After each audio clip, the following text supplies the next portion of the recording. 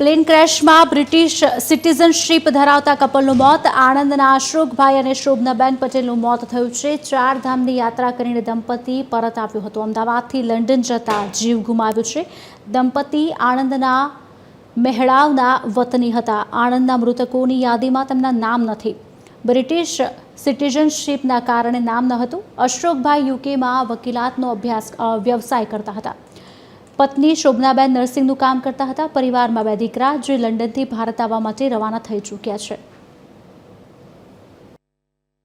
એ મારા બા અને દાદા હતા. એ ચારધામની યાત્રા કરવા માટે આવ્યા હતા. ચારધામની યાત્રા કરીને પરમ દિવસે અહીં મેળાવ મુકામે આવ્યા. આવીને બેઠા, ચા નાસ્તો કરીને પાછા એમના ફ્રેન્ડને ઘરે ગયા અને બીજે દિવસની ફ્લાઇટ હતી. એમના ફ્રેન્ડ એમને મૂકીને એરપોર્ટથી રિટર્ન થયા અને 10 મિનિટ પછી એમનો ફોન આવ્યો કે આવી રીતે દુર્ઘટના થઈ છે, તો તમે અત્યારે અમદાવાદ સિવિલમાં બધાને કરે છે, તો તમે ત્યાં આગળ આવો.